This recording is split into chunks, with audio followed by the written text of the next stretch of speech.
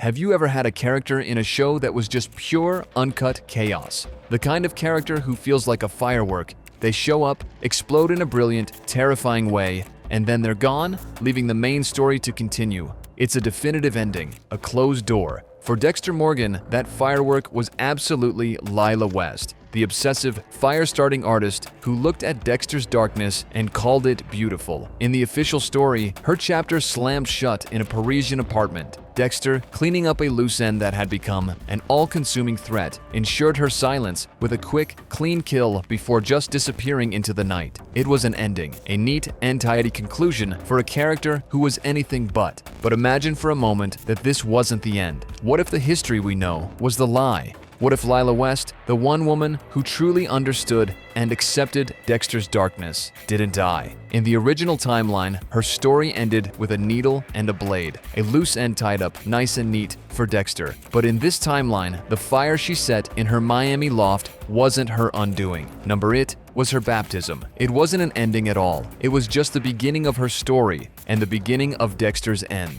The point of divergence, the fire, and the escape. So, to understand how this alternate reality gets started, we have to journey back to that sweltering Miami night at the end of Season 2. Dexter has just barely escaped Lila's loft with Astor and Cody, and the fire she set is absolutely raging behind them. In the timeline we know, Lila gets away to Paris, thinking she's won, only for Dexter to hunt her down. But here, we're changing one crucial thing, a simple, chaotic twist of fate. As firefighters are battling this inferno, and there's just chaos all over the street, a figure slips out of a rear fire escape, completely cloaked in smoke and shadows. It's Lila. Is she badly burned? Yes, terrified, absolutely, but she's alive. While Dexter believes she either died in that fire or fled the country, a ghost he'll eventually have to deal with, Lila is so much closer. She uses those skills she has as a grifter, an identity thief, the same skills that let her build and destroy lives whenever she wanted, to pull off her greatest vanishing act ever. Lila West is gone. That name, that person, is just ash. Like her loft, she becomes a ghost in the system, patching up her wounds in some city far from Miami. Her body heals into this tapestry of scars, a permanent reminder of her failure and of her obsession. And in this exile, her fixation on Dexter doesn't just fade away. It grows. It transforms from that fiery, impulsive desire into something cold, patient, and far, far more lethal. She realizes her mistake wasn't just trying to possess Dexter. It was trying to stand next to him in his fake world. She understands now that to truly have him, to get back that dark god she saw, she has to first destroy the world he's pretending to be a part of.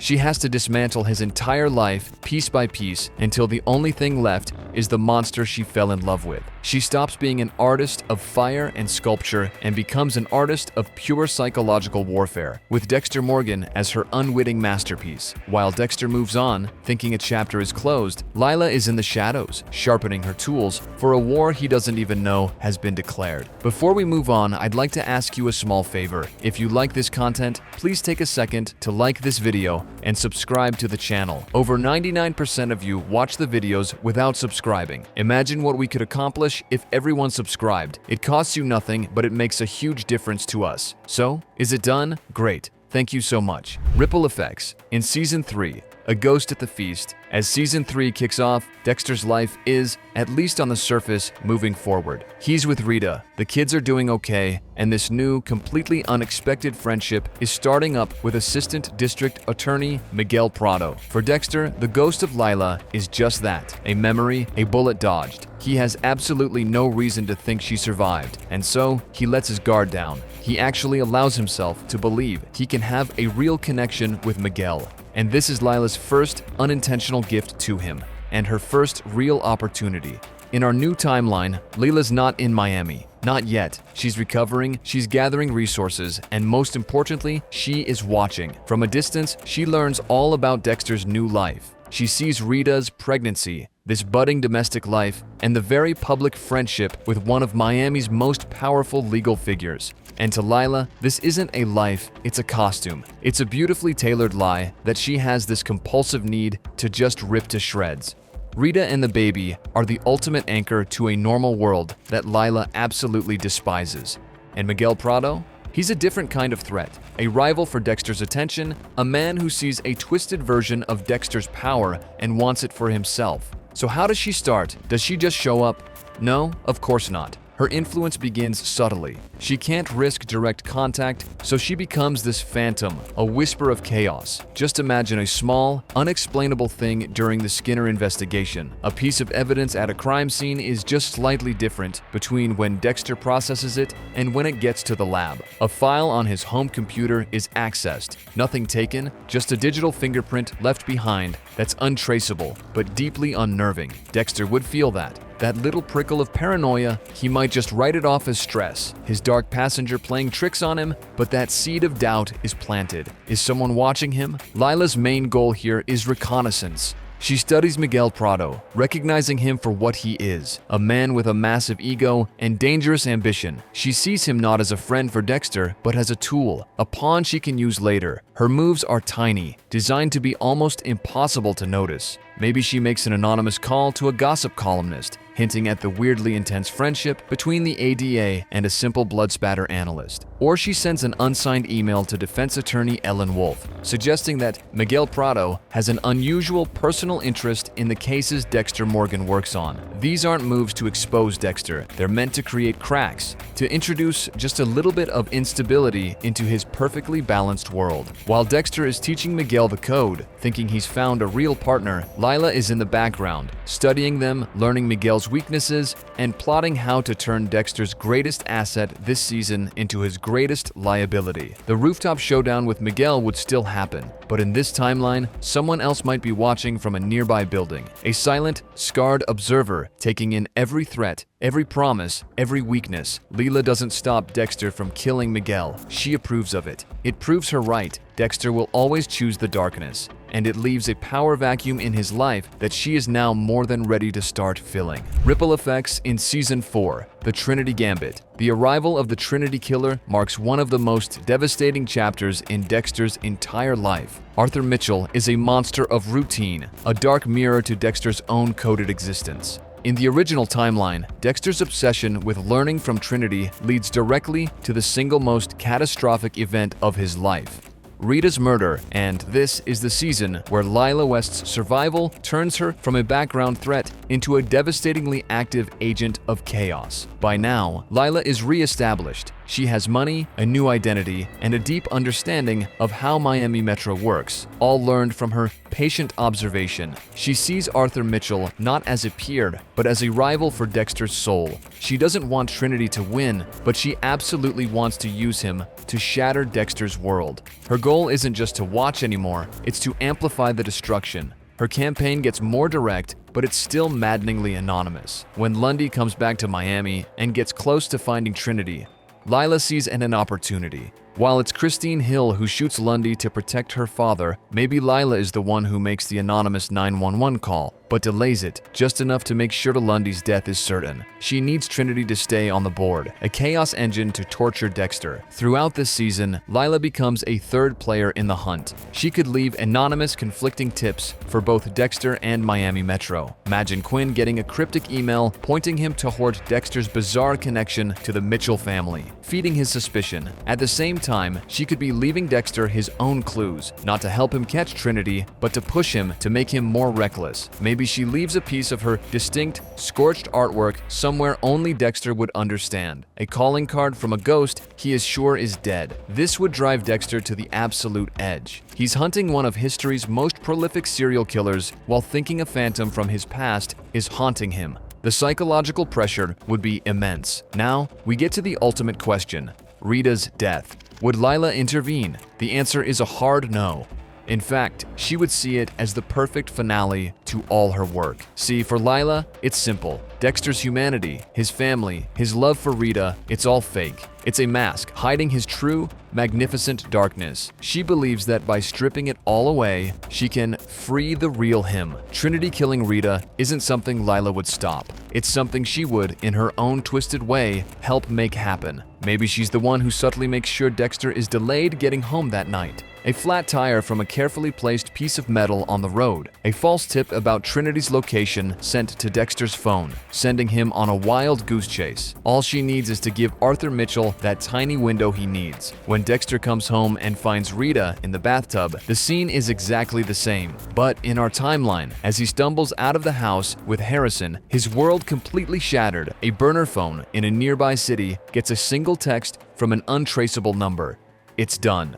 Lila didn't hold the blade, but she guided it. She has achieved her goal. Dexter's world is broken. His anchor to normalcy is gone, and she believes he is now finally, truly ready to come back to her. The monster is loose, and she is waiting to welcome him home. Ripple effects in Season 5, A Twisted Shepherd.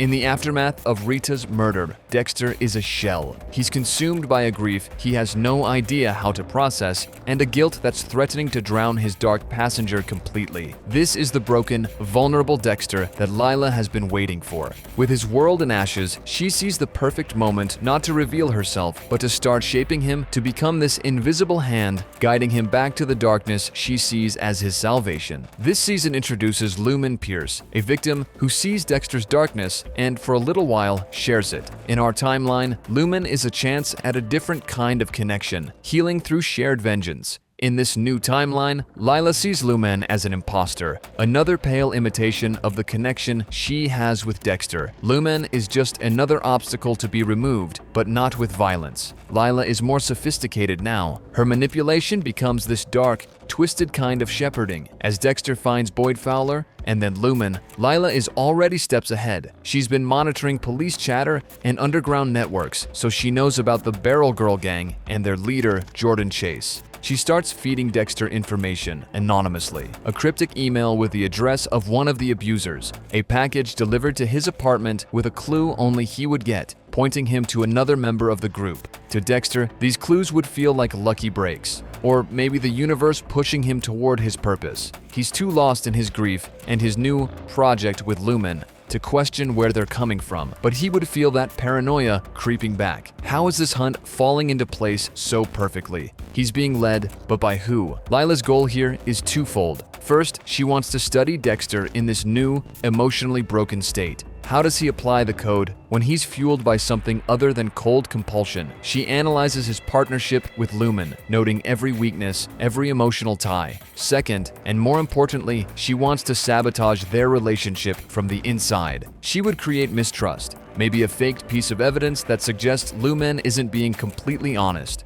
or an anonymous tip to Quinn, who's already investigating Dexter, linking Lumen not just to the victims, but to Dexter in a way that looks incredibly suspicious, forcing Dexter to push her away to protect them both. Lila would see Lumen's darkness as temporary, a fleeting need for revenge. She knows that once Lumen's list is done, her darkness will fade and she will leave Dexter. Lila, patiently, just speeds up the process. Lumen's departure would still happen, but the reason would be different. She'd leave not just because her mission is over, but because the paranoia and mistrust that Lila has been sowing have made their bond impossible. As Dexter stands alone again, having found and lost another partner, he is more isolated than ever. He's left with just his dark passenger. And in the shadows, Lila smiles. The board is clear. The pretenders are gone. She feels she is one step closer to making her move. One step closer to revealing herself to the man she has so carefully reshaped from afar. Ripple effects in Season 6, The Unholy Rivalry.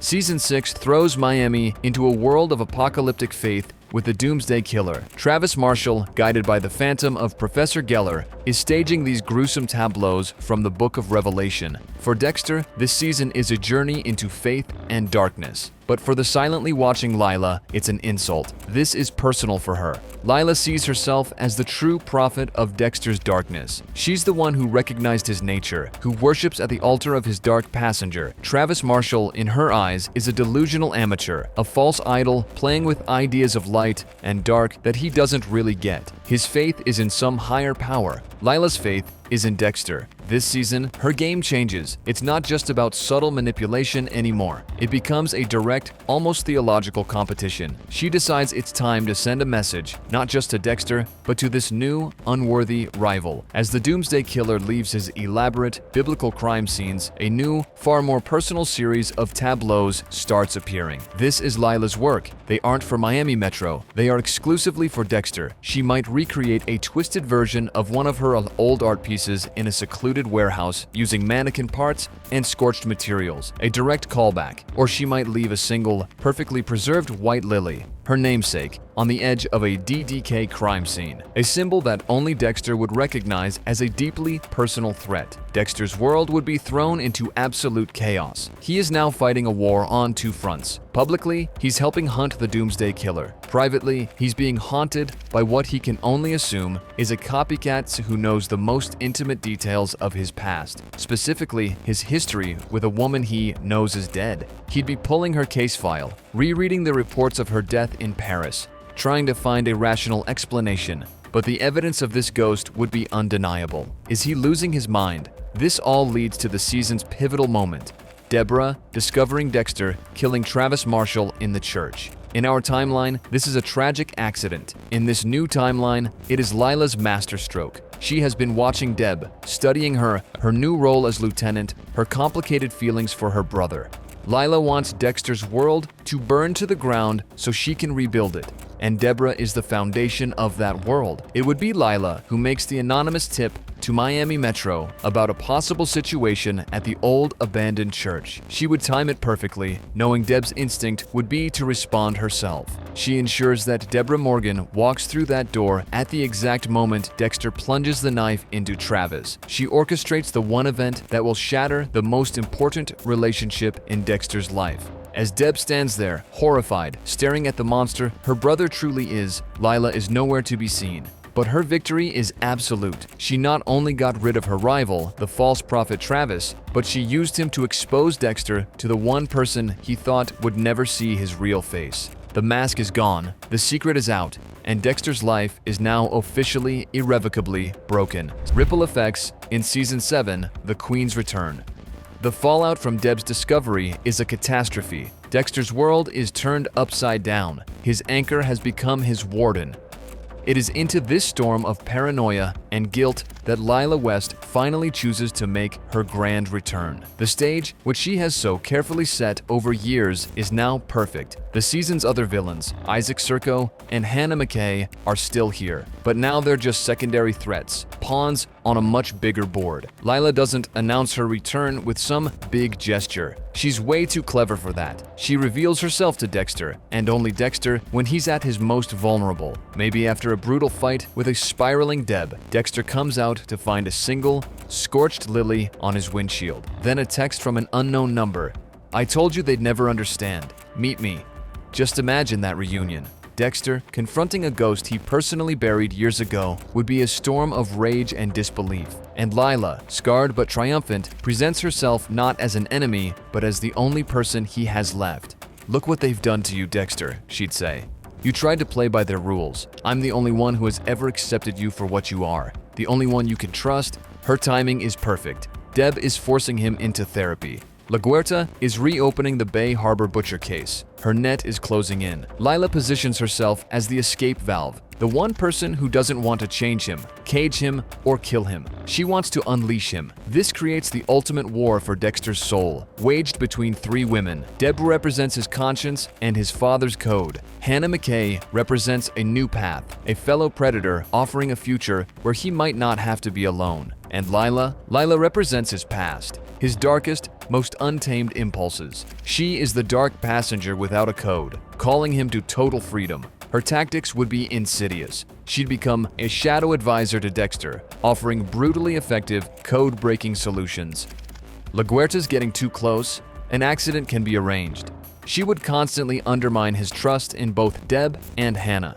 Maybe she frames Hannah for a crime, forcing Dexter to choose between his new love and his own survival. She would blackmail Deb, using her knowledge of the Travis Marshall cover-up to force her into a corner. The climax of this season is no longer just Dexter versus LaGuerta. It's a three-way psychological war. Lila wants LaGuerta dead, not just to protect Dexter, but to remove another piece of his old life. She pushes Dexter to kill LaGuerta, not out of need, but as a final rejection of Harry's code. When Deb is forced to make that impossible choice in the shipping container, shooting LaGuerta to save Dexter, it is a tragedy born of Dexter's actions, but it is a victory orchestrated by Lila. She has successfully manipulated events to cut another one of Dexter's moral tethers, leaving him more isolated, more indebted to her, and more like the monster she always knew he was.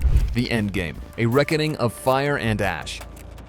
The final season begins with Dexter at rock bottom. LaGuerta is dead, Deb is a wreck, and Dr. Evelyn Vogel, the psychopath whisperer who helped create the code, shows up and throws his entire identity into question. In this altered timeline, the brain surgeon, Oliver Saxon, is still the villain, but he's just the catalyst. The true antagonist, the final boss, has always been Lila. With LaGuerta gone and Deb shattered, Lila's influence over Dexter is at its absolute peak. She sees Vogel not as the architect of Dexter's survival, but as the original sinner who chained him with the very code she wants to destroy. Lila and Vogel become locked in this battle for Dexter's mind. Vogel tries to reinforce the code, while Lila systematically dismantles every one of her arguments, using Dexter's pain as her weapon. Lila's final plan is absolute. If she can't have Dexter, no one can. His plan to be happy with Hannah and Harrison is unacceptable. She needs to burn down the last pieces of his life until he has no choice but to turn to her or be consumed by the fire himself. She becomes the ultimate puppet master. She subtly manipulates Oliver Saxon, feeding his paranoia, pushing him toward a final showdown, all while pretending to be on Dexter's side. She would ensure that Dexter's plan to escape to Argentina becomes a desperate, frantic flight. Her masterpiece, however, would be the final confrontation. It's not just Dexter versus Saxon anymore, it's Dexter versus Saxon, with Lila pulling both their strings. She ensures Saxon targets Deb, knowing that harming his sister is the one thing that will truly, finally break Dexter. When Saxon shoots Deb, leading to her tragic fate, Dexter's world ends. The hurricane he sails into is no longer a metaphor. It's a reflection of the utter devastation of his life. But this is where our timeline has its final, crucial divergence. As Dexter prepares to pull the plug on Deb, a part of him finally understands. He sees the long, unbroken line of chaos, the convenient tragedies, and realizes it all leads back to one person. It wasn't just him, it wasn't just his mistakes. He has been played for years by a master artist of destruction. He fakes his death in the hurricane, just like in the original series, but he doesn't go to Oregon to become a lumberjack.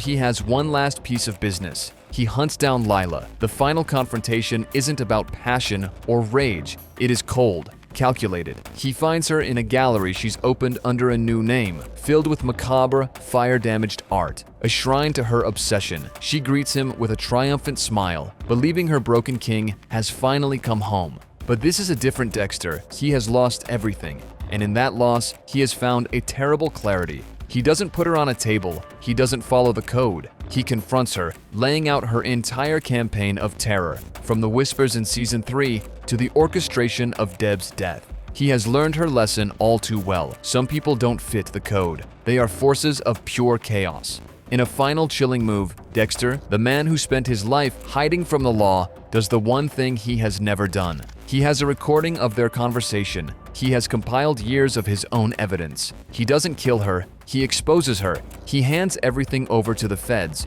an anonymous tip from a dead man.